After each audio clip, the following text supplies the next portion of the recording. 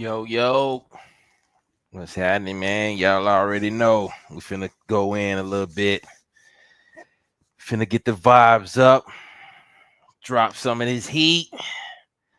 I got a video we can check out, man. And I got a little read we can get into going into the American Indian Encyclopedia, man. Y'all already know the book is the major repertoire, the the backbone to expanding how our horizons on who we are as a people and where we are today, is a good part of our knowledge that we share that a lot of people don't want to give credit to for some reason.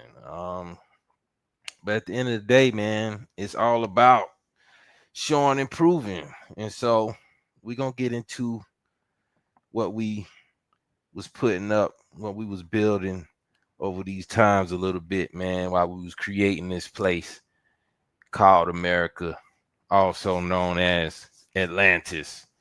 You know what I'm saying? A lot of people don't give credit to it, but hey, there's plenty of videos if you go back and check out the Atlantis series that we started from the beginning, man. It was a lot.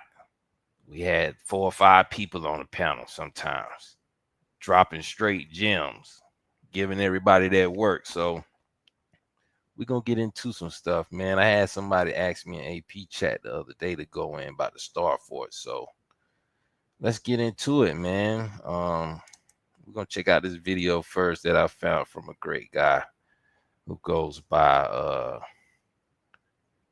Lunch Break. And I like his take on things, man. He see it how we see it for the most part. So let's give him his credit, man. We're gonna jump right into it. Like, share, subscribe, get some people in here. Let's get it going, man. Another episode of my lunch break. Today, let's discuss the incredible architecture of the mysterious star forts, and then do the intro.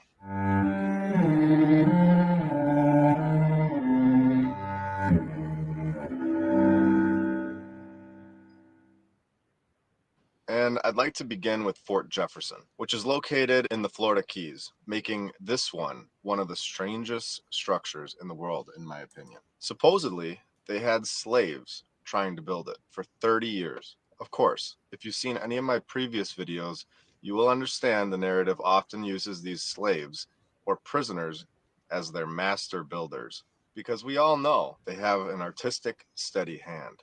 So And I'm glad he peaked game on that because we know you gotta dodge the hijack, man. Shout out to my man Con Drop 432 Nation. You know what I'm saying? They like to put a spin on it. They like to say, yeah, the slaves helped build these buildings or monuments or these forts or whatever. But we all know, you know what I'm saying? We got some documentation to back up that these type of buildings, these forts, these pyramids, monuments, all these buildings have been constructed thousands of years ago. So, I'm glad he on point about that. That's why we in here. Let's go. 16 million bricks later, in 1876, they said, we're all done building it, and just left it unfinished, which is obviously the most logical thing to do, and just a brilliant idea. Even unfinished, it remains the largest masonry structure in the Western Hemisphere. Of course, this was found, and this story is completely fabricated, which is exactly why they had to turn this into a prison. Now that we have that story all laid out, let's begin to ask some basic, open-minded questions. And that's true. The questions he about to get into is what we already pretty much be asking ourselves, man. But I mean, you gotta just check in on the key points. This way out here, almost in the ocean, off an island, one of the biggest star forts known. Let's get it. Who decides that this is a good spot for the largest masonry structure in the Western Hemisphere without any fresh drinking water? in the middle of the Gulf of Mexico. Literally. Is this logistically possible in this time period? To ship Okay. 16 million bricks onto this little piece of land? What is going on here? It's clear that the land was formed perfectly. Which company in the 1800s were in the business of land creation in the ocean? This is all the way at the end of the Keys as well. The story simply doesn't make any sense if you ask me. Just hire a bunch of slaves and prisoners. They'll get the job done. Don't even worry about it. They know exactly what they're doing. Now here's a map of all the star forts in the USA alone. Even the Statue of Liberty sits on top of one. I personally find it odd how these major cities just pop up all over the place. What makes a place so perfect that a major city develops, especially in the middle of the desert? Let's look at Las Vegas as an example and go slightly northeast, and we will find the remains of what was once a star fort. Clearly, this star fort was hit by an extreme event, leaving just a pattern on the ground. Not only is there a star fort, but there is also some sort of monument right next to it. This was built in 1856, so we have a lie right off the bat. Let's Okay. continue. The story is absolutely ridiculous. It was the headquarters for a cavalry in the 1870s, and that was it? How exactly is it worn down like it was built 2,000 years ago? Was there a fire? No. Was there a war? No. Nothing? Really? Just naturally looks like this. The scriptwriter was surely cut off the payroll after this one. This was clearly hit by a direct energy weapon, in my opinion. It's completely destroyed and isn't even close to its original form from only 150 years ago. Let's compare this to something else built in the 1870s and show that this is a total lie. Or we could just show something built supposedly 400 years ago. Even better, this is St. Peter's Basilica in Rome. Looks good to me. No rust, nothing. Do you guys see any signs of weathering here? Let's go over this little island in the middle of the ocean and take a look at this very real and believable story. This star fort was built, but not up to their standards. So in 1672, Cornelius Spielmann ordered an engineer to redesign the fort into a magnificent castle. This project would turn into a lengthy, hard-fought build. It would take hundreds of years to, oh, oh, no, I'm sorry, I read that wrong. It took them 1 year. Finished in 1673, 1 year later. And of course, there would be no other star forts in the area, which is understandable. It's the one part of the story that I'm able to actually wrap my head around. Wait, what? What is that? Another star fort's right next to it? Okay, I give up. Here we have a second star fort on this tiny island in the middle of the ocean. Making sense?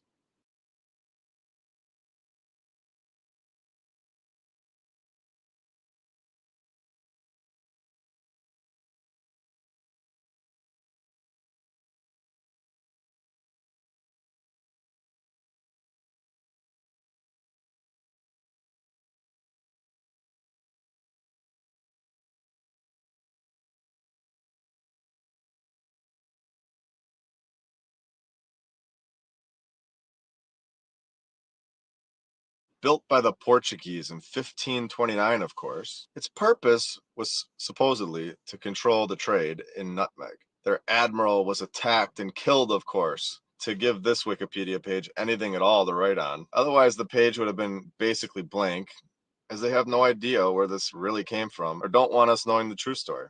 Now, let's take a look at some cities that are in the form of a star fort, because this is normal and easy to design major cities into star formations hundreds of years ago. Simple. Let's go all the way to Palmanova, Italy together and take a look at what they have to say for themselves. Okay, right off the bat, this city was created in 1593, mapped out to perfection for an aerial masterpiece. What is the point of giving us the sky view, since the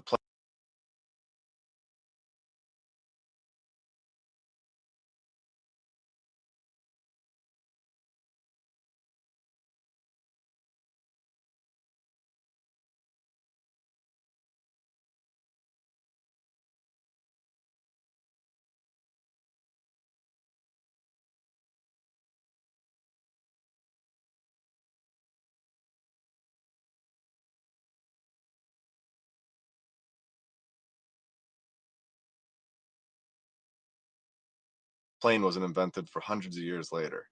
Oh, they used the latest and greatest military innovations to develop this design for their city. The types of guns that were being used look like this during this time period. You wouldn't settle for Bateman when there's Batman? Solve the riddle and be free. What is dusk? You don't have. But when it comes to insane star forts, let's just chalk it up to military expertise and move on. Mr. Vincenzo Scamozzi is credited as the architect for this star fort. Scamozzi? Really? Scam. Ozzy. I'll tell you one thing that's scamming us is this BS story they're trying to get away with. In 1622, it was supposedly in perfect condition, and nobody wanted to live there. Is this a joke? Guess who they gave free housing to? Poor Venice was forced to pardon all their criminals. I mean, you look at that though. That's real though, man. To be building something like that back in the 1500s or built before the 1500s, which that's my conclusion to it. Cause you know what I'm saying. You got to have a aerial view to map it all together and have it together like that, and let alone with the architecture and the landscaping and everything. Like this is actually some magnificent stuff. You know what I mean? We was way more advanced than what people try to give credit to anybody, not even just us as Americans, but all over the world, man. It's a lot more that was going on that they. But to build this up, regardless, you gotta have some real skill and knowledge to map it out like that. That's a fact. And give all of them free housing in this Star Fort city. Just giving away Star Fort cities. Come on down. Anyone who has committed a crime, you are not only freed from jail instantly, but you are given a palace in one of the world's most perfect architectural places. Enjoy. Now, Yeah, that's let's crazy. go all the way to Netherlands and see what they have going on over there. I'm sure it's nothing crazy, and all the stories check out. Oh, what is this? Another Star Fort city in a completely different country? Anyone have any questions? No? Me either. I guess I have a few. Like, what is going on in 1593 that they knew how to create something like this? The star is literally perfect, not even off by an inch, That's a and it is fact. filled in with water. Yet they didn't even have modern plumbing figured out until the mid 1800s. Do I even need to go further to know that this was built by an advanced civilization? I will go further. And that's what I'm saying. See, you know, and I read, well, really in the book,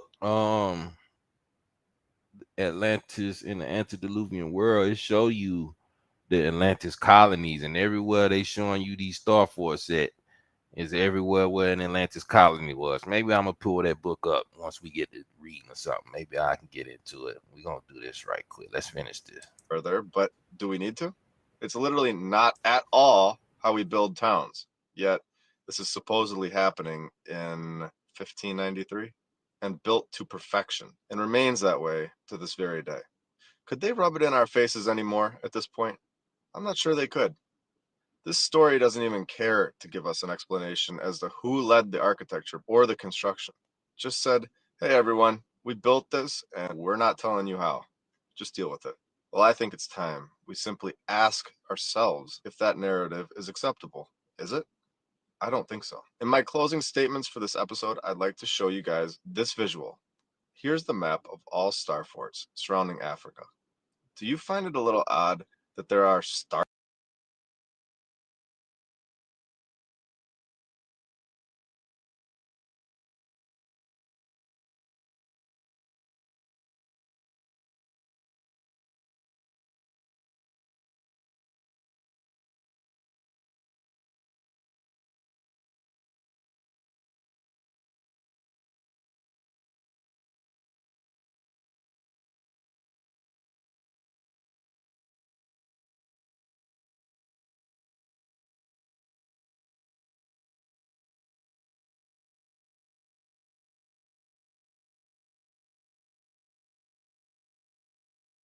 forts everywhere? I mean, in every country, all over the place. But there isn't one single star fort in the entire area that has been clearly burnt to a crisp for hundreds of thousands of miles in Africa. This is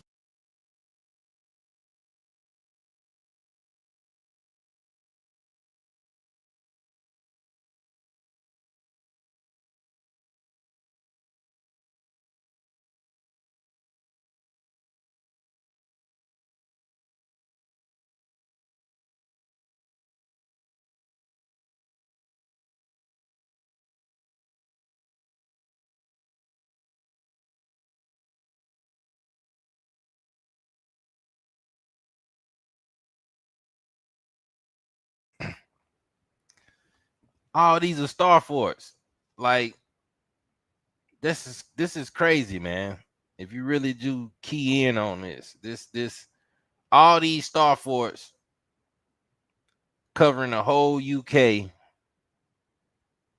Western Europe, almost like it's everything is the whole they whole country is built off star forts. You got countries basically built off star forts.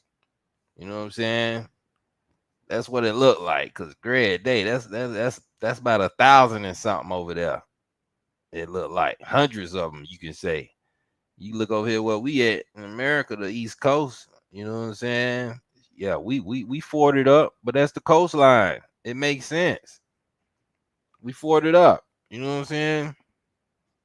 We forded up. So it is kind of strange how they got all that going on right there in the UK, Western Europe. Like that's strange, man. It's the Masonic development. This is clear destruction, whether it was on purpose or from the sun or something else. There was without a doubt something traumatic that happened to this earth in this exact location. Also, Australia has a similar resemblance in land coloration. Also, no star forts there. Coincidence? I don't think so. And I also believe this happened very recent, within the last 400 years or so, not millions and billions of years ago, like we're told. I hope you guys enjoyed this as much as I did. I hope you guys liked this video. Comment below and subscribe. I hope you guys all have a great day. That's what's up, man. You know what I'm saying? That's to do my lunch break. So, you know what I mean? I like that video. That was cool. You know what I'm saying? How he put that together, explaining,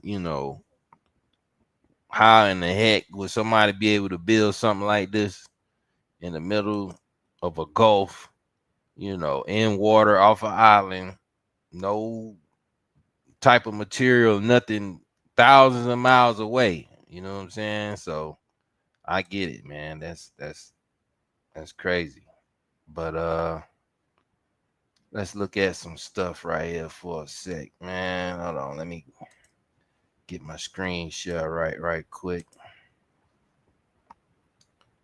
Um so we're gonna go to this right quick. Just show some images. Okay, so this is a little list of star forts in America. You know what I'm saying? There's plenty of videos out, people showing um, star forts in person. You know what I'm saying? Like showing you pictures and good close-up views of these great, magnificent features. You know what I'm saying? Star forts are interesting because of the architecture, design, and the fact that they would use to handle import, export, and a lot of these have been turned into prisons. So just over time in history, you know what I mean, you had what was going on, man, and obviously they can't take credit for it because why not? Well, once you give the real drop, that I'm really finna get into, man. Finna go ahead and get into this read right quick, dealing with the encyclopedia, man. So we're gonna jump right into it with stone masonry. You know what I'm saying? Stone masonry techniques. Let me get off of this. Then make it zoom, make it bigger right quick. All right, so boom. Stone masonry techniques calculated 1,000 BC, which is clearly at least 3,000 years ago, man. At least 3,000 years ago, Mesoamerican, North American, Southwest, South American, Andean cultures. Stone masonry is the art of working with stone. It involves selecting the stone, quarrying it, cutting it to shape, carving it. All right, let's go up a little bit. and fitting it into place. American Indians of the Mesoamerica, the North American, Southwest, and South America all produce some form of stonework. In Mesoamerica, the Olmec, whose culture arose in about 1700 BC, which is 3,700 years ago, at least in the Yucatan Peninsula of what is now Mexico, worked with basalt, a volcanic rock. Olmec stone carvers are best known for the huge basalt statues they carved. The Maya, whose culture flourished in the southern part of what is now Mexico from about 1500 BC to about 1450 AD, used stones to construct elaborate temples, pyramids, and other structures. Often they carved elaborate facings for public buildings from stone. The Aztec, whose established an empire in what is now 1100 AD, continued this tradition. The Anasazi, whose culture arose in about 350 BC in what is now New Mexico, as well as in what are Utah and southern Colorado, constructed stone pueblos and towers. The Inca, who established the empire, what is now Peru, 1000 AD, are considered to be masters at architectural stonework. These stonemasons constructed a variety of structures, including apartment houses. Okay, apartment houses, pyramids, and field terraces. All right. Buildings they constructed centuries ago have withstood earthquakes and are still standing today. So not only did we build these structures, but we built them in the right place to where they can last thousands of years. You know what I'm saying? Got to give credit to the people, man. You know what I mean? The Olmec are thought by many art historians to be not only the first, but also the greatest stone sculptures in the pre-contact Americas. They use basalt, jadeite, says also CJ work, and serpentine for more frequently than other minerals. Although they produce statues that were 5 to 6 feet in height, they are best known for the massive stone pieces that they carved, some of which weigh more than 20 tons. All right. So we talking about people who working with 20 ton worth of stone and making it art. You know what I'm saying? Let you know who did it. Let you know who's the stamp of the land. Let you know who's the people of the land. This is just man. This it's all major. It can't be debunked. The most famous of these statues are the huge carved heads that surround the perimeter of tombs. The Olmec, also called life-size human figures and figures of animals such as the jaguar. Succeeding peoples throughout pre-contact North, Meso, and South America made sculptures. Okay, so they let you know it wasn't just the you know Aztec or Inca. It's everybody really making their own form of sculptures in their own way. Say, but they were not the magnitude, scale, and technology of the Olmec. The Olmec also worked basalt to make conduits for water. Says see also aqueducts. All right. They did not rely on stone for their architectural constructions. Okay. Says the Maya built square stone temples atop pyramids that consisted of hundreds of steps. They used stones roofs for these temples and invented the corbelled arch. Shout out to A1, man. Like I say, hey, the corbelled arches are known to be in Europe, all across, special places, especially when you see like castles and their major monuments and stuff like that. Certain bridges hold the corbelled arches, you know what I'm saying? So this is a worldwide extensive uh trend. This is a style that belongs to us, the Americans, man. It says which was used extensively in their architecture, the Corbel Arches. It says they also built rectangular public buildings that they grouped around temples. Maya stonemasons made these temples and large buildings from blocks of stone that they covered with a limestone plaster in order to both set the stones and give the structures a whitewashed appearance. It says see also concrete. So we got concrete in here. Probably can check that out in a sec. The Maya carved stone facades to decorate their religious and civil buildings. The Aztec also built stone pyramids, which were rebuilt frequently as they destroyed existing temples atop pyramids and built new pyramids and temples over the rubble of the old ones. Okay. So Aztec stonemasons carved elaborate stone facades for their temples and also carved wooden facades that rose above the roofs of these buildings. Aztec architects and the stone workers who executed their designs tended to use more detail than Maya had done. In addition to constructing stone buildings coated with lime, the Aztecs sometimes used lime plaster or concrete to attach a decorative veneer of rock to the surface of stone buildings. So we talking about advanced, man. You know what I'm saying? This is advanced. Anasazi stoneworkers built with stone throughout the Southwest, in addition to their stonework at Chaco Canyon in what is now New Mexico. Most notable are their towers at Hoven Weep in what is now Utah, built in about 1150 AD.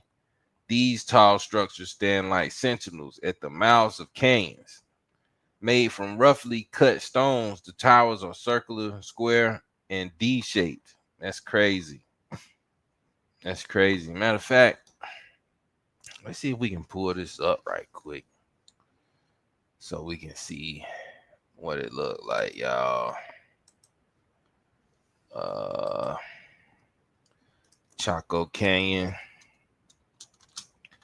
Let's see if we can check out Chaco Canyon right quick. Let's see what they talking about. So we got some images. Let me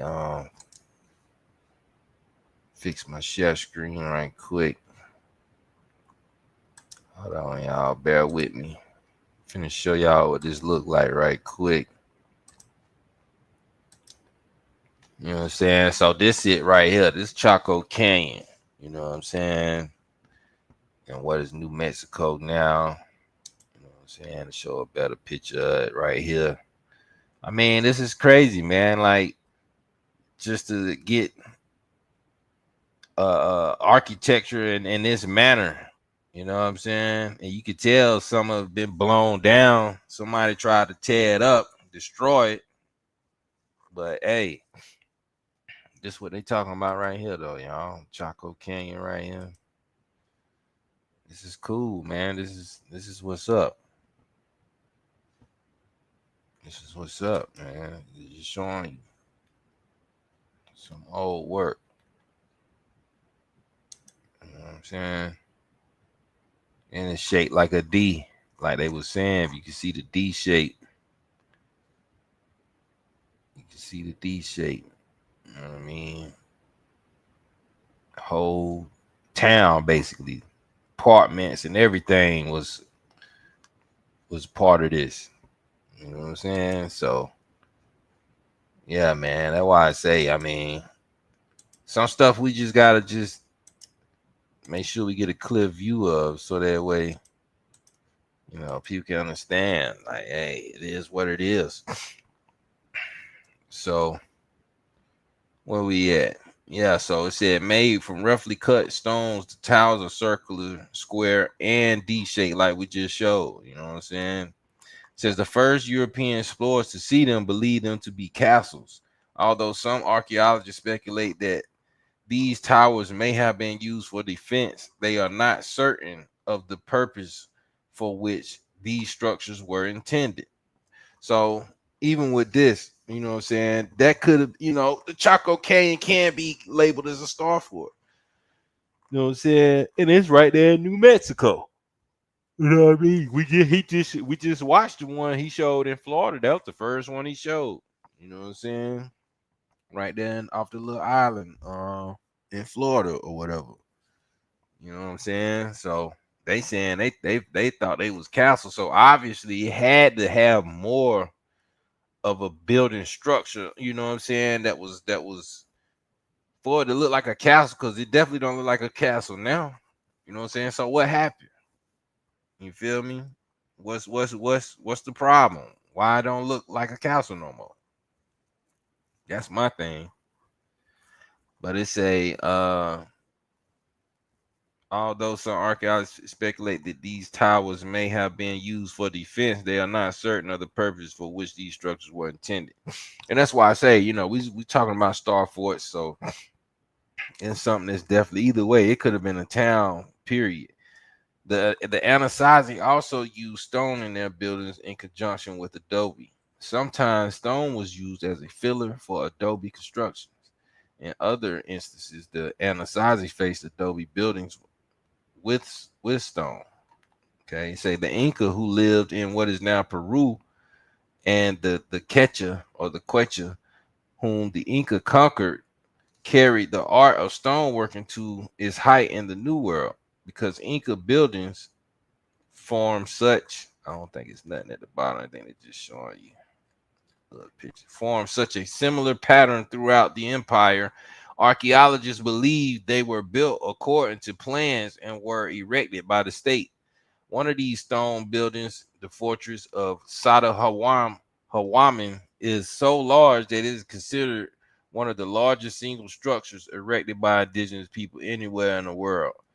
Begun in 1438 AD, the building took 70 years and at least 30,000 workers to complete. All right, so let's see what they talking about with that, because I did have this one pull it up. Let's go to this one right quick, y'all. See what they talking about.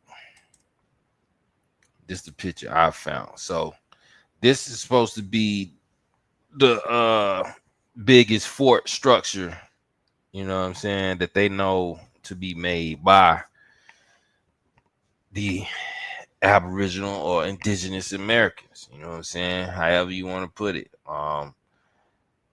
Like you see, um, they giving credit saying that it begun in 1438, but I mean we know, according to their story, they didn't discover America.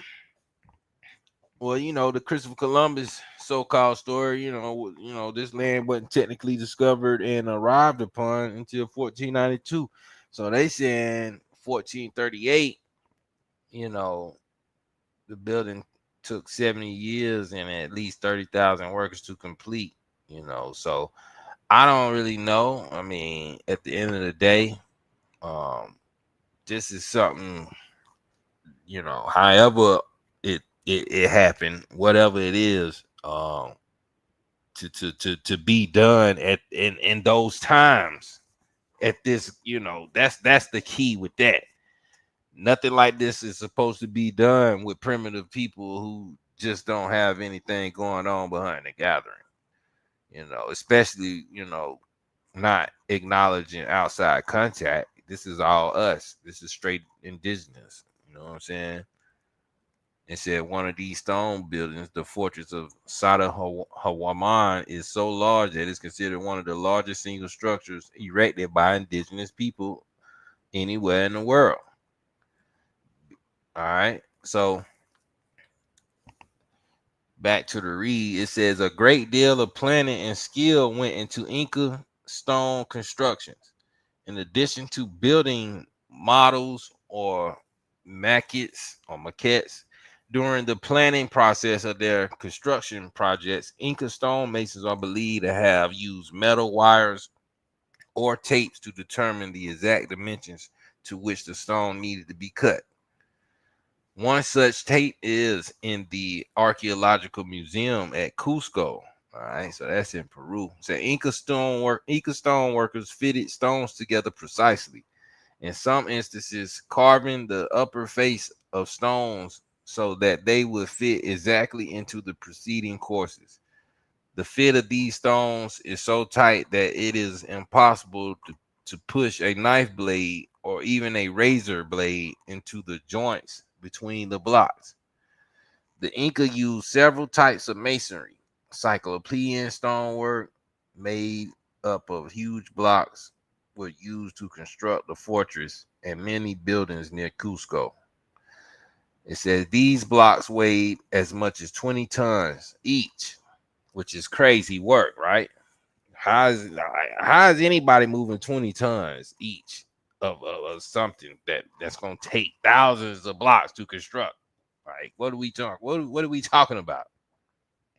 The rustic or perca type of stonework was made with rough stones. Empty spaces in the joints were filled with small stones and adobe mortar. Sometimes the adobe was mixed with llama or alpaca wool to strengthen it. That's crazy. You know what I'm saying? That's crazy. That's I mean, that's science though. Learning how to make everything useful. Rustic masonry was used for agricultural terraces, storehouses, and homes for common people. Cellular stonework involved cutting medium-sized stones and carving them into polygons that interlock when they were set into place. The use of cellular stonework made buildings very stable and was the most commonly used style. The style called the Imperial Incan is the most complex and highly refined. It consists of horizontal rows of rectangular stones with joints so perfectly shaped and polished that there is virtually no space between the stones. When the Inca employed this technique, they did not use mortar except for a thin clay sealant. Some archaeologists believe that the purpose of this clay was to help the builders slide the stones into position. One characteristic of this type of masonry is the trapezoidal niches and doorways of the buildings in which it was used. Okay. It say pre-Peruvian builders preferred the hardest igneous or volcanic stones. Even though the quarries that produced them might be far away from the building site, limestone, quartzite, granite, and basalt were their favorite building materials. Archaeologists have identified quarries containing stone used by the Inca. They believe that the Inca quarried these stones by chipping holes into the rock, driving wooden wedges into the cracks, and then soaking them with water. When the water froze and the wedges expanded, they caused the rock to crack. That's crazy. That's smart. Rapid heating and cooling could have been an additional way to force the rocks to crack. Some archaeologists believe that the Inca split chunks of rock from existing fissures in the rock with bronze crowbars. Okay, see also metallurgy. All right.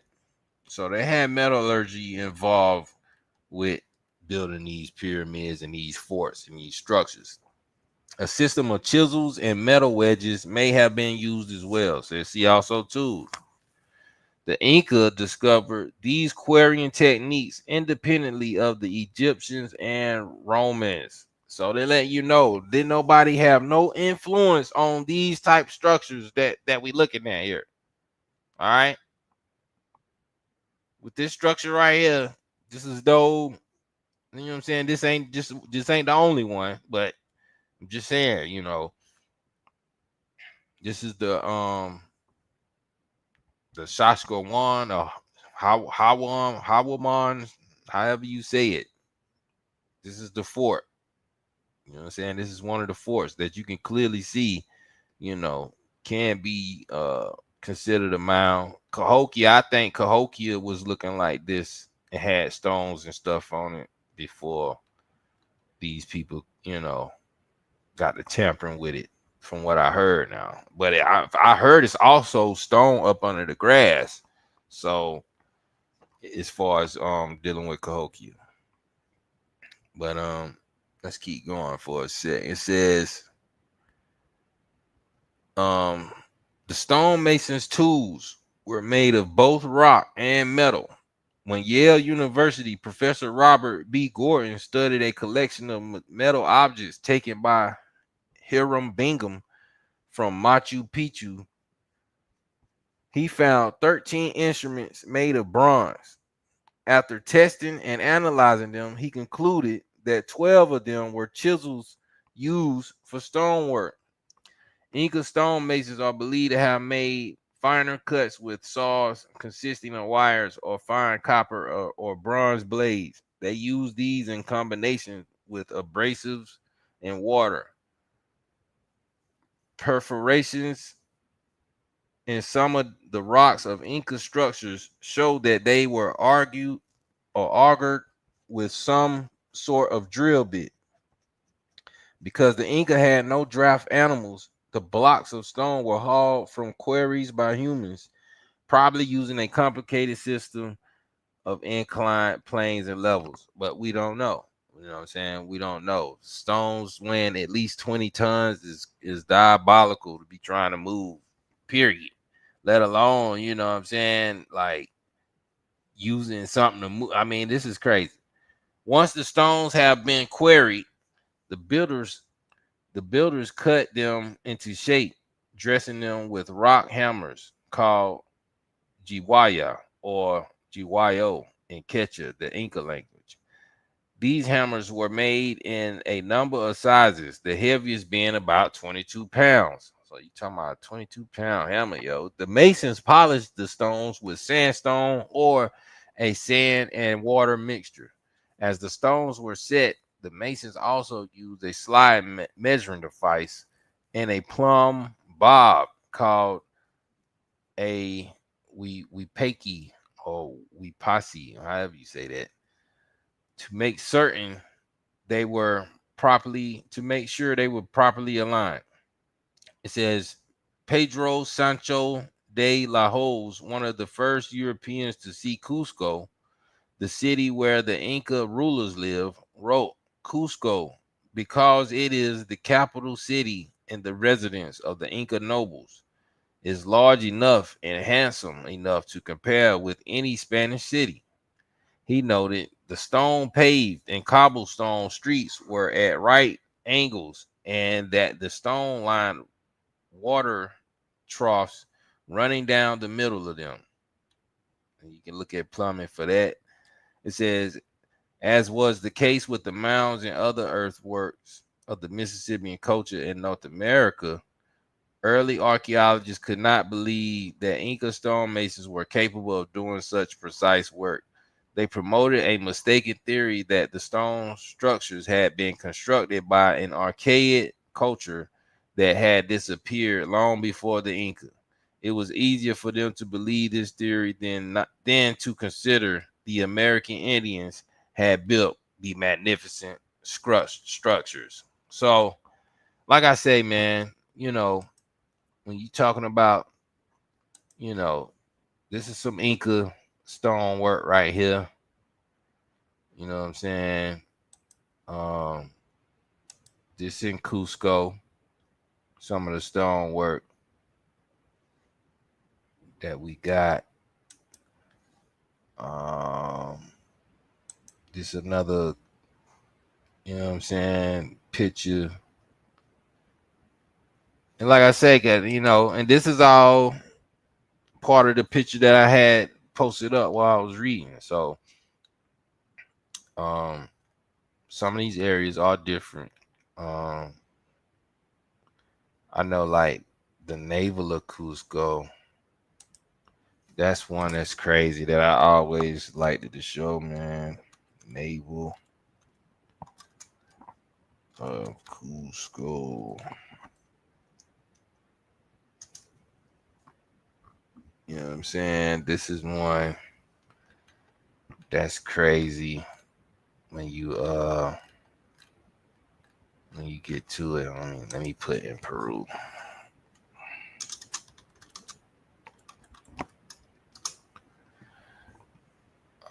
Here we go. This is a good picture right here. Like this picture right here, man. Like this is crazy. You know what I'm saying? To have architecture like that, whether it's with aqueducts. Um, I think it was a temple. It's a temple somewhere. Let me see if I can find another picture. Cusco is supposed to be the center of the earth. Um, they don't try to. They don't give you the good pictures like they used to, man. I don't know what be going on, but this another view. The navel of the world, Cusco. You know what I'm saying? Um, but yeah, so and of course they showing in the book. Let me show y'all. I can let y'all see this right quick. They showing. I'm pretty sure who all done ever seen the encyclopedia before. Y'all definitely done seen this picture with the woman or whoever that is. Says Inca stonemasons use a technique called cellular stonework. This involved carving blocks into polygons and setting them so that they interlock. They cut the stones with such precision that it is impossible to push a razor between the blocks today. So, you know what I mean? And this just a little piece of a section of something, man. And it's just showing you like when you got advanced builders and architecture, you know what I'm saying, that show for it lasts until this day. It's no denying it, man. It's no denying it, man. We the ones. We the ones, man. You just gotta give yourself credit. We them ones. Okay. Let's let's surf a little bit more, man. Let's see what's up. I did want to show. Let me go up a little bit. Trying to burn nobody's eyes. Too bad. This right here. Well, this is more like a land fort, but this is the idea. What they were saying as far as star forts or whatever. Of course, this is just some logs built up or whatever. You know what I'm saying? But that's what they got the content on forts in the encyclopedia, basically pre-contact. They just call it in stockades, but they more on the on how people was basically protecting the land, the town area. It wasn't more so with the coastline. So that's why I went to stone masonry, because the stone masonry techniques pretty much gave you the drop on how these forts were built, and a lot of these towers, a lot of these temples and stuff like that, pyramids and stuff. So you already know, man. You gotta give credit to what it's due, man. I mean, we did it independently without Roman or European influence, and that's they said that for a reason, to let you know, like, yo, this is not, this ain't this is all America. I want to go to Rhodes real quick. Um, Matter of fact, running was a good one too, cause running the R's. I don't think the R's that long. I remember going over running. You know what I'm saying? Pre-contact. It may sound crazy. It may sound crazy, but running, right? Pre-contact, North American, Mesoamerican, South American cultures. Indigenous people throughout the Americas relied on sophisticated systems, especially trained runners, to send messages to other tribes and receive news. These runners also moved goods along trade routes and road systems. Okay. So just because people was, had they runners, it don't mean we didn't have road systems to, ride with horse and carriage, or, perhaps a dune buggy, or whatever we was riding in. You see what I'm saying? Go carts, whatever. It said the runners also moved goods along trade routes and road systems that crisscross the Americas. You know what I'm saying? That's why I went over trade routes in that last lecture we did. It was describing how the trade routes of America crisscross from northeast to southwest, and then from northwest to southeast or whatever, going all the way through though. I'm talking about from North America to South America. It was showing you. But it says these couriers, who sometimes ran in relays, were able to cover great distances in incredibly short times. Hernan Cortez reported that not more than 24 hours passed after he landed in Chinozatlán in the spring of 1519 before couriers had taken that news to the Aztec ruler Montezuma, who was 260 miles away. So he's saying that he had somebody taking some news. One of the runners took some news from him, and it took him a day to run 260 miles away to get the letter to Montezuma. Now, I mean, hey, I'm not just finna sit here and just vouch for that all the way like that, but hey, that's what the experts are saying in this book, man. You know what I mean? In the northeastern part of North America, the Iroquois had a system of runners in place along the 240-mile Iroquois Trail. So you see road sites, which we'll check that out next. It say that ran from near Albany to Buffalo. These Iroquois runners who carry messages and wampum belts between the tribes were among the reasons the Iroquois were able to assume a leadership role in forming the Iroquois Confederacy.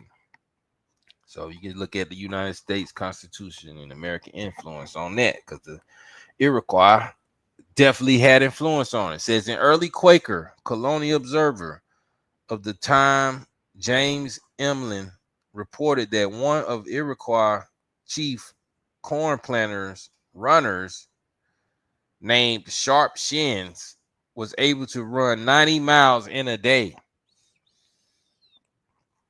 Okay, that's what he said. Now, said several culture groups that lived in the Midwest also had running traditions. These included the Kickapoo, Sac or Sauk, and Menominee, or however you want to say it, Menominee. The Creek of the Southeast had runners, as did the Kansa, Omaha, and Osage of the Plains. According to anthropologist Truman Michelson, and the Muskowkee runners, who were part of a religious society, lived a celibate lifestyle, pledged to always tell the truth, and ate meals restricted to turtle, dove, and quail. All right. In the 1860s, Muskowkee runner covered 400 miles in order to warn Sac Indians that the enemy was going to attack. That's crazy. 400 miles running. Runners for the Nomalki, a Central California tribe, also ate special diets and trained daily. They retired at the age of 40. Their tribe took care of their needs after their retirement because of the service they had given. It says the Kim Hoovy of California had a similar running guild. The Luisino Mojave were reported to have had a running tradition as well. On long journeys, California runners sustained themselves on chia seeds, a high energy nutritional source. Okay, then. All right. Tribes of the desert Southwest also had runners. Pueblo couriers were responsible for spreading the news of revolt Spanish domination in 1680. The Pueblo leader, Pope, addressed an assembly of couriers at what is now called Tal Pueblo. In addition to instructing them orally, he gave the runners hides with picture writings on them and knotted yucca cords that served as calendars. So see also quipus or whatever. It say the runners were instructed to untie one knot each day. When all the knots were untied, the revolt will begin. They warned at least 70 Pueblo of the upcoming revolt, as well as the Hopi, who lived about 300 miles away. So we got people running across the land, hundreds of miles away, just running. Yo, hey, I'm talking about it. I mean, it makes sense if we just beating everybody today in the Olympics and stuff like that, though. You know what I'm saying? It makes sense. You know, it really do. And no wonder we can just not get tired when we really in our best shape and really like all the way there with it. We really don't get tired. It's nonstop. It's there with it. It say U.S. Army officers use Hopi runners to carry messages to the railhead, the furthest point of a railway line. It says because they were faster and more reliable than their own troops. Say see military contributions. So they needed our people to make sure, okay, look, we got to hurry up and warn these people, man. You think you can run this over here real quick? You think you can run that over there? The goddamn, you know, it's 300 miles away. You can run it. Yeah, man, I got you. Be back in a day or two. It's crazy work, man. It's crazy work. The most well-developed running system was that of the Inca, whose empire was established in the Andean region of South America in about 1000 AD. Although running had existed at least 500 years before this, the Inca created a formalized running system that was made up of young runners called chasqui. The system was developed in the mid 1400s by the ninth Inca ruler, Paca, Pacha, Pachacuti, Ina Yupanqui. By the reign of the 11th Inca ruler, Huayna Capac, from 1493 to 1528, the Inca had perfected a system of roads on which runners traveled. The Inca Chasquis, which are the Inca runners, came from the ruling class and were trained to run swiftly over short distances. Once they had finished training, they lived for 15-day shifts in stone huts that were spaced about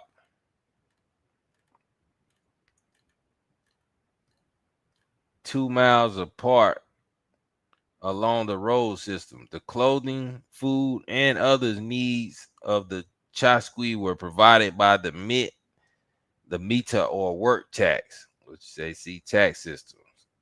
So this supposed to be like I don't know what kind of picture that is, but say forewarned by a blast on the conch shell horn from an approaching runner, the Chasqui would leave the hut and listen to the message. The the approaching courier called out. Sometimes the courier might carry a quipi, a system of knotted colored strings that recorded information such as accounts. Other times, the runner might bear textiles with messages encoded in the designs. Once the messages had been passed, the waiting runner headed immediately down the road to the next hut, where yet another runner awaited. Sometimes small, lightweight trade goods were transported in this manner as well. For example, the runners provided fresh fish for the Inca in their capital of Cusco. High in the mountains, the Inca running system was continuous and allowed messages to be carried from 150 to about 300 miles a day, depending on the terrain. The system was so efficient that after conquest, the Spaniards kept a modified version operating. North American settlers adopted a relay method of carrying messages in the form of mail across the continent. Okay.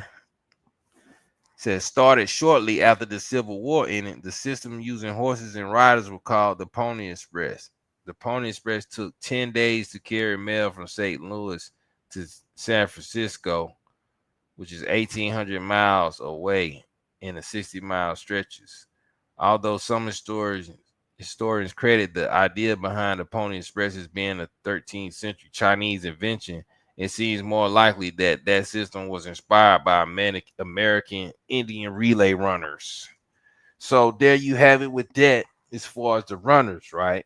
Because I just thought that was interesting, man, the way they was giving credit to people, how they was just running. Like, and I ain't gonna lie, me myself, especially when I was in shape, and probably even now, being in shape, everything cool.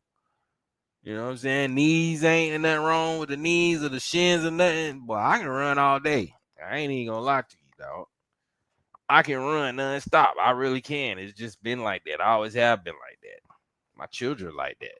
They can run, man. They can just keep running and running and running nonstop. Don't get tired. So, I mean, I can vouch for that, man. You know what I'm saying? I know it sounds crazy. Some people gonna be like, "Oh, man, that's crazy. That's pseudo." But man, I got proof to show. You know what I mean? I got proof to show. People can vouch for me as well. But let's check out road systems real quick, right? So road systems, because we talking about Atlantis still. You know what I'm saying? We just giving a nice little aerial rundown of what's taking place, man. So road systems, right? Calculated at least going back 3,500 years ago. All right. South American, Andean, Mesoamerican, North American, Southwest, and Southeast cultures. All right.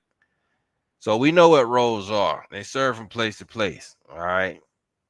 Okay. With great civil engineering and efforts to complete. We get that. I don't have to read much of this. There's just particular things that I thought was interesting when it came to them, really getting into this. So, all right. So right here it says the advent of aerial photography and computer mapping systems has led archaeologists to the knowledge that the Inca built many more miles of roads than was previously believed. Their road systems, which was at least 140,000 miles long, exceeded that of the Roman Empire both in length and construction, man. Like, so what are we talking about right now? Okay. Road systems that's stretching farther than a lot of these countries. What are we doing? We got countries that's not even 140,000 miles. All right. It says the Roman road system was approximately 56,000 miles long. All right. So that's a long way. You know what I'm saying? It's still that's a long way still, but 140 is crazy work. It says the Maya of Mesoamerica, whose culture arose is what is now the Yucatan Peninsula of Mexico in 1500 BC, which is 3500, developed an extensive road system that was paved in places. The Aztec, who's established an empire in what is now Mexico in about 1100 AD, also used the Maya road system. It says further to the north, the Anasazi, who lived in Chaco Canyon, which what we looked at, you know what I'm saying, located in what is now New Mexico, also established an engineered road system that linked outlying settlements to the main community, Casa Bonita. It says people of the Hopewell, a mound building culture that arose in the river valley of the North American Midwest, are believed to have constructed a 60-mile road linking the two communities. Okay. So we just letting y'all know, like, just because these areas may have certain features, certain features may be different from others or, more unique than others, we had road systems that was connecting them. All right. It says the Inca road system consisted of two main arteries that ran north and south. One was located in the highlands and the other along the Pacific coast. The latter road ran from what are now northern Ecuador to southern Chile. Okay. In addition to the main roads, a number of smaller roads that branched from the main one connected villages. Although the Inca road system varied in width from 82 feet to very narrow ascents that were carved into solid rock and zigzagged up mountain slopes, road builders used standardized construction methods, leading anthropologists to believe that engineers closely supervised its planning and construction, including the construction of bridges where the roadways cross water. Okay, so these road systems also have a part in bridges. All right, this is some advanced work, man. People is not knowing how to make a road system connect without no type of knowledge. This is beyond.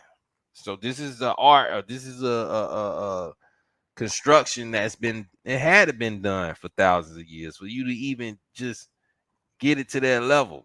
You know what I'm saying? Maybe, yeah, we might have paved the way and just built the long pathways, but hey, it is what it is.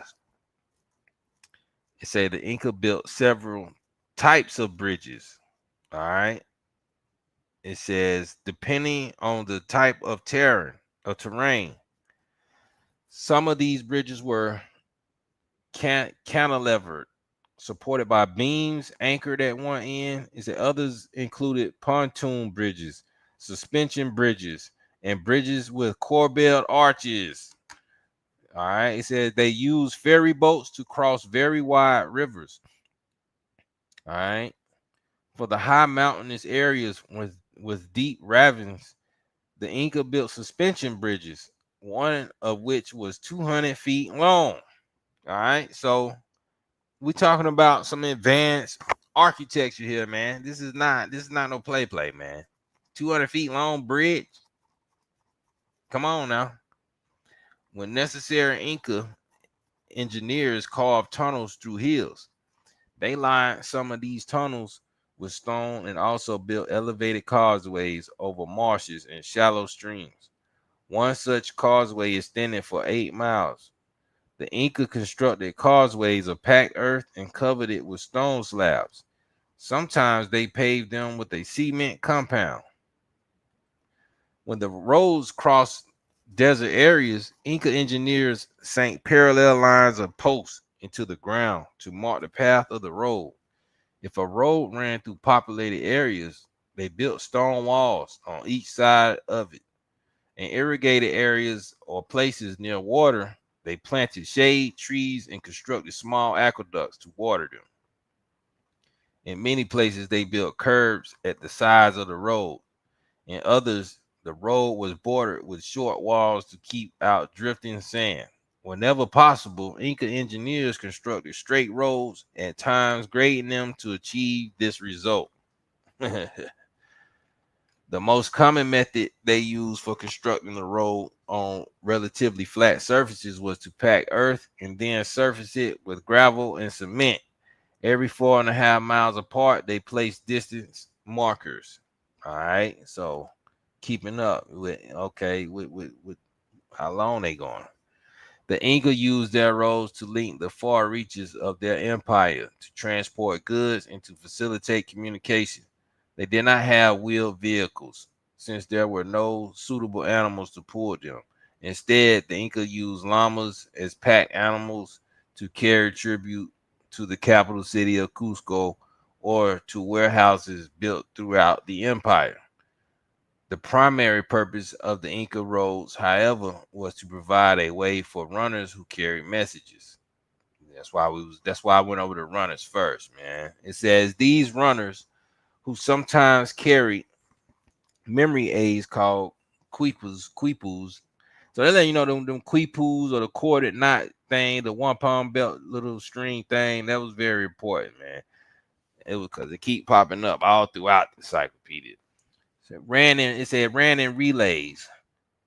It says when they were not running, they lived in tambos, the Quechua word for rest houses. Travelers also stopped at tambos, some of which resembled inns. The tambos built for the nobility who were carried on litters were built in cities and were especially equipped with baths and even plumbing. So it sounds like the tambos is hotels, like you know what I'm saying, like Airbnbs or something.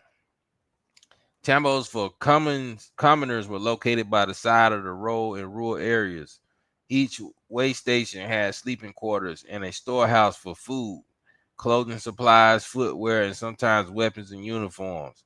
Barracks reserved only for soldiers were located at certain points along this road. So, as you see right there, man, I mean, this ain't no primitive. This is not, you hear runners or people you know doing trade and this and that. This highly advanced. Then they got clothes and shoes they can put on, man. They got somewhere they can take a shower and cook at. You know what I'm saying? Thousands of years ago. Okay, this ain't nothing new. So it's a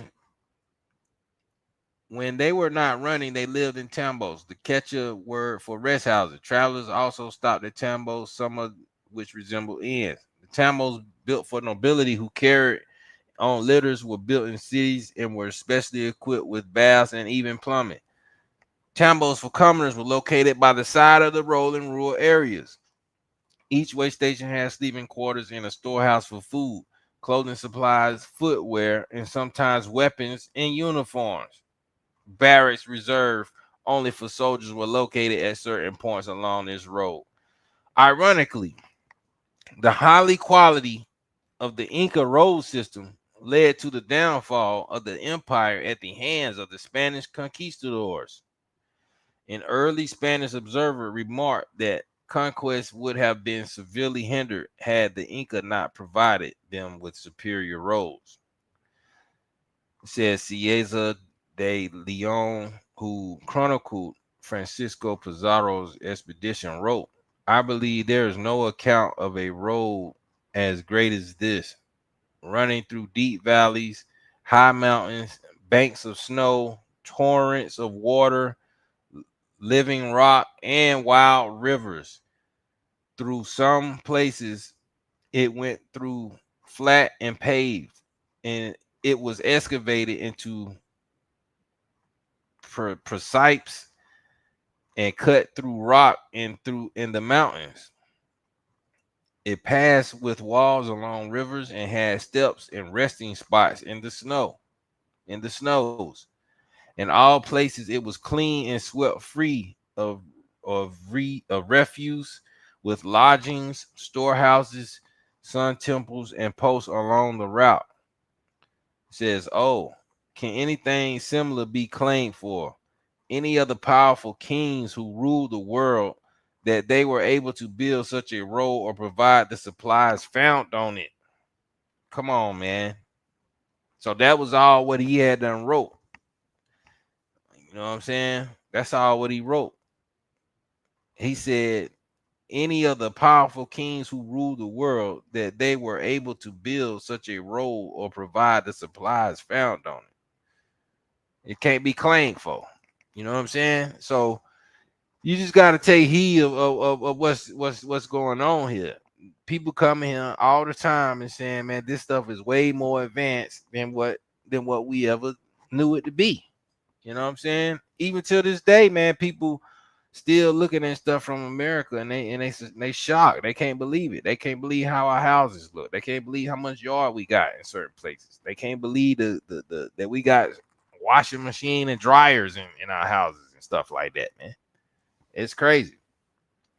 In Mesoamerica, the Olmec, whose culture flourished between 400 and 1700 BC, built roads and trails that became the foundation for the road system, established and further refined by the Maya, okay, which is a younger culture, basically.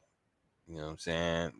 The Maya came later on, 200 years later. Eventually, the Maya road system crisscrossed the Yucatan Peninsula. So the road that ran from Yaxuna to Koba was 60 miles long and the longest known road in the Maya system.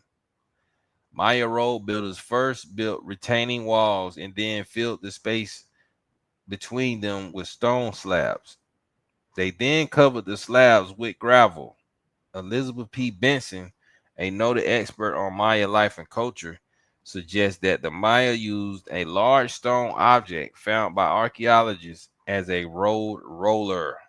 So basically, like how we see how they use for the roads today when they putting the pavement, smoothing the road out and all that, making the lanes and all that. That's crazy. It say the Maya independently invented wheels, using them for toys or religious objects. All right. The elevated roads that Maya road makers built allowed rainfall to run off the surface, an important feature in an area that received a great deal of rain. All right. It says they surfaced many of their roads with cement made from burnt limestone and wood ash. Maya civil Maya civil engineers developed this technology independently from the Romans, who had plastered their roads with limestone and volcanic ash. The Maya called the white limestone road Sache, which means white road in the Maya language. It also means Milky Way.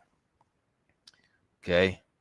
When the conquistadors asked indigenous people about the purpose of the Maya road system, they were told that the roads were sacred routes used for pilgrimages.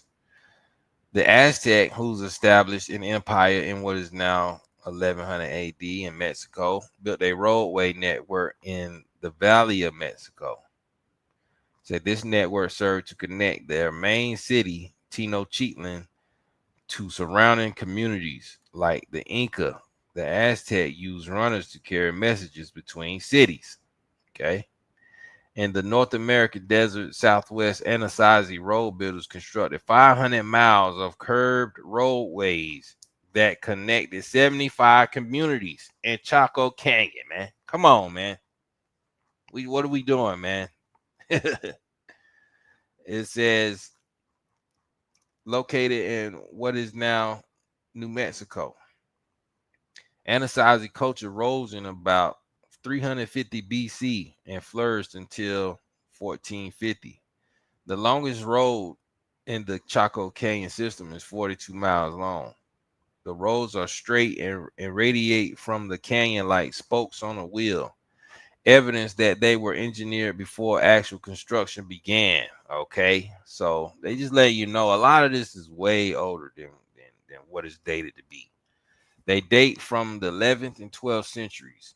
Anasazi roads are wider than necessary for foot traffic, some 30 feet across on relatively flat terrain. On these wide stretches of road, builders leveled earth and used rock berm to build up low spots and to line the sides of the roads. The roads narrow, however, on steep slopes where road builders carved stone stair steps or built earth ramps, which some have compared to modern freeway on and off ramps. Come on, man. Ain't nothing new. Archaeologists are uncertain exactly why the Anasazi made these roads. Some speculate that the routes they took may have been more efficient than those of modern roads in the canyon. Other archaeologists believe that the high points along the roadways may have been signaling stations. The Anasazi, who were known to trade extensively with Mesoamerican cultures, may have been influenced by road building there.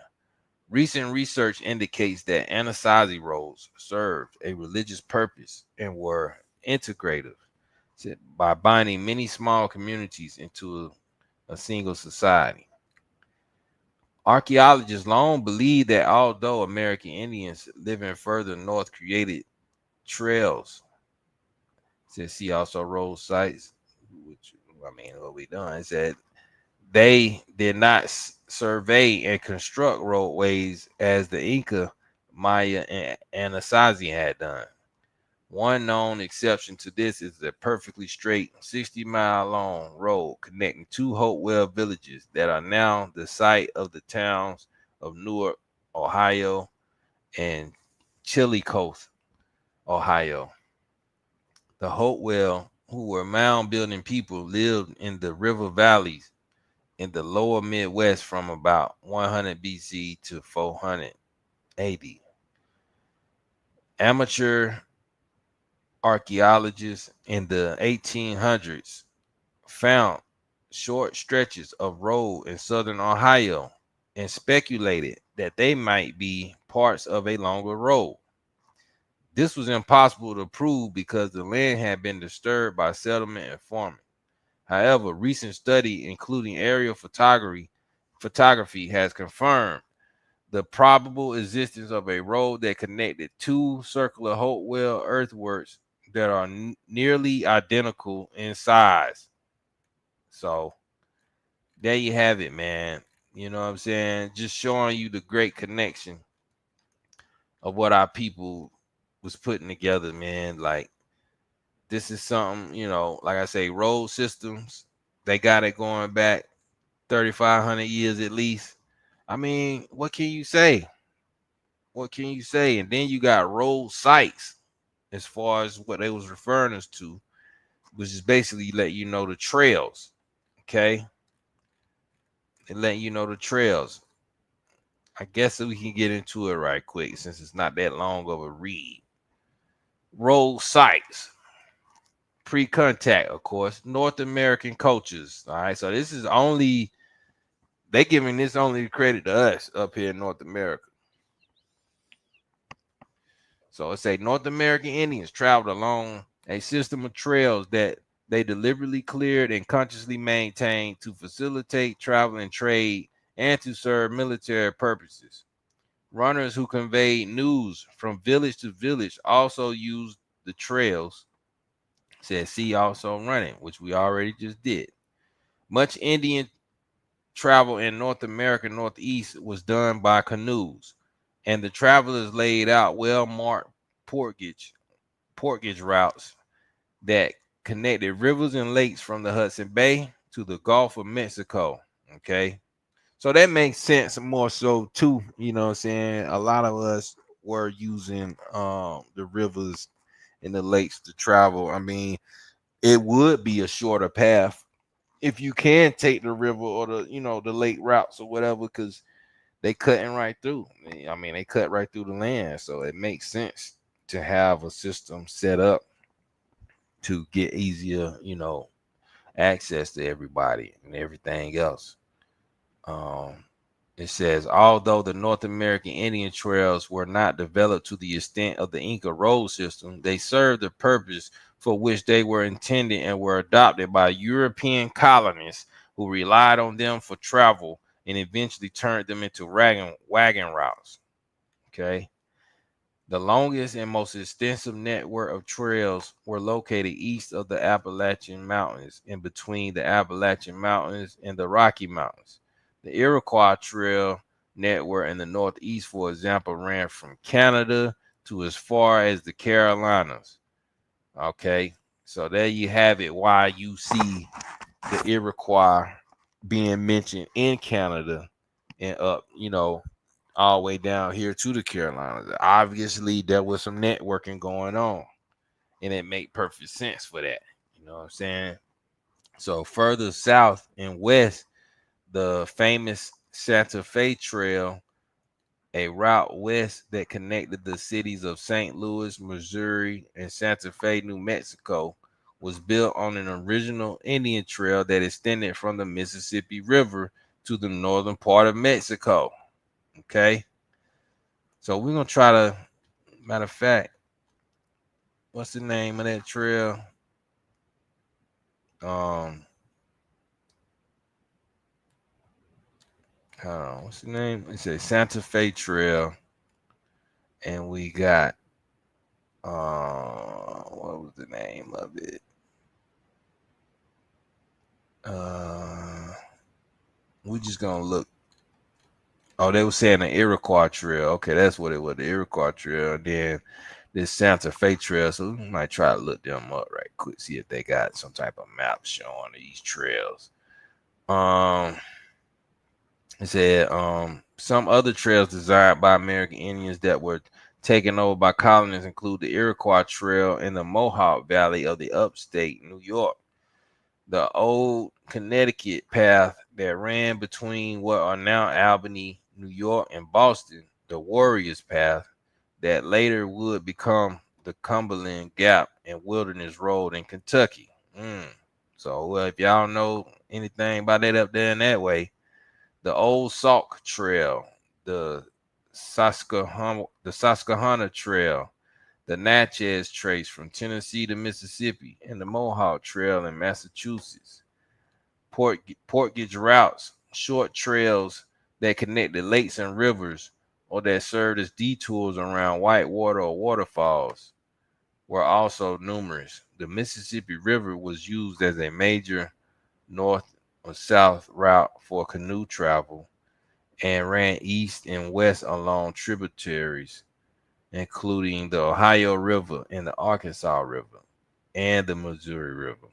An extensive river and portage route connected what would become Montreal and the Mackinac Straits in the upper peninsula of what is now Michigan. A route called the Grand Portage Route connected Lake Superior to what is now the Minnesota Manitoba border.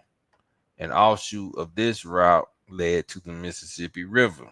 So all these is connecting to Mississippi. After contact, American Indians continued to make trails, especially during the French and Indian Wars. A Lenni Lenape Delaware named Nemacolin helped plot and clear Braddock's Road with frontiersman Thomas Cresap in 1750. This trail connected the Monongahela, or however you say it, and Potomac rivers. Cherokee trader Jesse Chisholm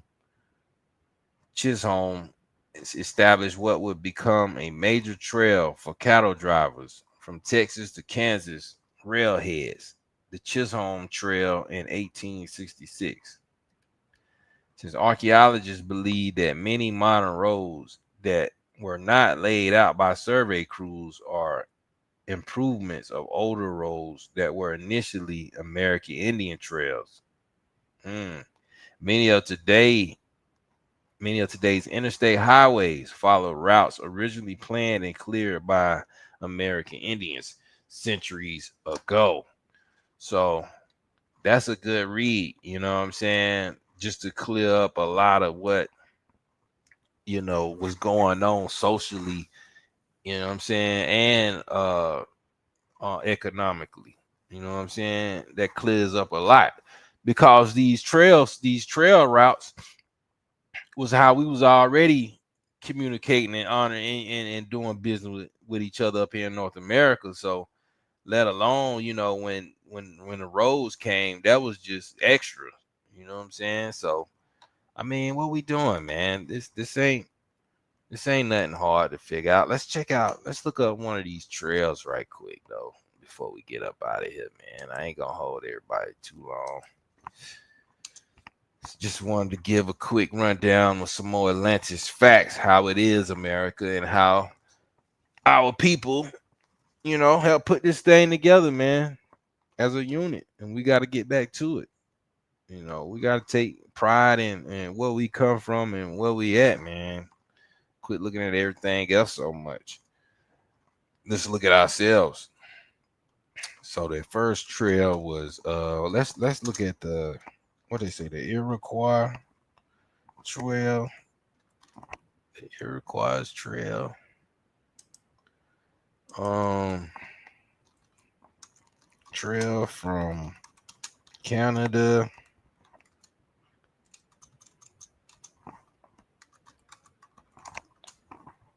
to Carolinas. That's what they said, ain't it? That's what they was saying. All right, so let me see here. I'm gonna try to find a good image right quick that might show the trail.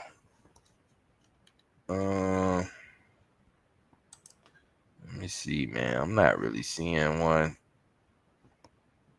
They just basically showing a map of it. Hold on, let me share my screen so y'all. If anybody want to join me too, right quick, man, y'all could definitely hit the panel.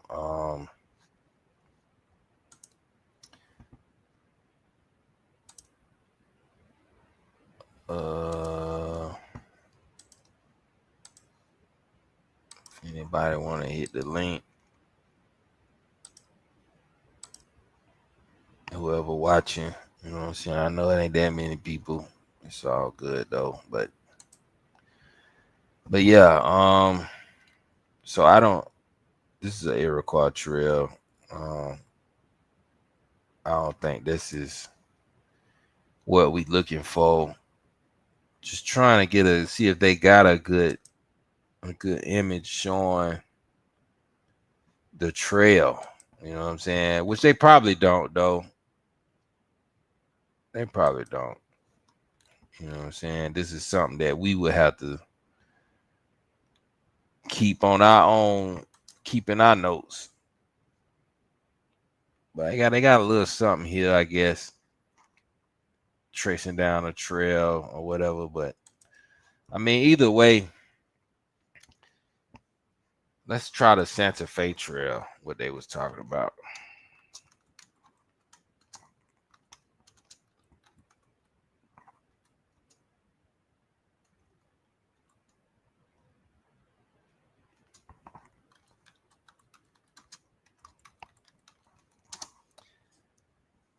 Let's see, man. Let's see if we can get a. Okay, so they do got a nice clear view of the Santa Fe Trail now. So or maybe I just wasn't looking at it right with the other one. But this one you can really kind of see what they saying as far as the trail. The other one, our trail, looked like it was just following a river with the Iroquois Trail, which most of these pathways and trail, that's what they're gonna do anyway. Because you see, this was doing basically the same thing. You know what I'm saying? It's just river crossing, pretty much. Keep touching rivers. So the trail, regardless, most trails gonna hit the rivers. That's what I'm seeing. Most of your trails is gonna touch the rivers. You know what I'm saying? So, which would make sense because that's where you pretty much gonna find other resources and you know other people doing their thing at around other resources. So it make it easier for everybody. Just point me in the right direction. Pull up. There you go. They point. That's how it was. But either way, you know what I'm saying? Salute to everybody, man. Joining in, tapping in, man. Hope this was good enough to keep everybody in tune, keep everybody up. Hope I ain't put nobody to sleep. But yeah, man, just wanted to give a good breakdown on the star forts and how they formed. Because there's plenty of videos out there. That video we looked at, that's not the only one. I just thought it was a good one, how he kept it real and pertaining to how we dialogue. You know what I'm saying? Y'all know we go in on my channel, man. You know, you got to when you investigating a crime scene like this. You know what I'm saying? Because we do know it is a crime scene to relabel a whole people. We done had like 5, 6 different names. We done went from Negro to colored to Afro American to black to African American. I mean, what is it, man? You know, but they definitely don't want to title you the American Indian because that's gonna wake you up too much. It's gonna line you up too much. You know what I'm saying? It's gonna tear down the matrix once you really acknowledge that you are the real American. You know what I'm saying? I mean, it is what it is at this point, man. But Salute to everybody that came through, man. The Ohio player, my brother, you already know, man. It's always good to see you, man. It's always good to see the old crew in, man. Brent Rogers, BR, the great. Then we got the OG Nathan, you know what I mean? Stepped in the building. You know what I'm saying? Much love, man. Like, share, subscribe. Now I try to come back with something else, man. Something a little bit more um entertaining, I guess. But you know how I do. I just like to show the proof and show the evidence that, you know, we've been doing this thing forever, man. So it ain't nothing to it, man. Once again, man, y'all just keep going with it. It's not hard. Just keep going with it. You know what I'm saying? The information out here, man. It's been out here. I mean, my man Bright Mo, you already know. My Detroit cousin, you know what I'm saying? You already know, bro. We keeping it going, man. Hopefully, you know, some more stuff will pop up through the way. Um, I know AP been having me laughing for the past couple of days with these lists he been putting out. this man, this man is gone with these lists, man. Hey, it is what it is. I don't even be knowing what be going on. Half these people, I don't even be knowing who he be talking about, man. But hey, it is what it is, man.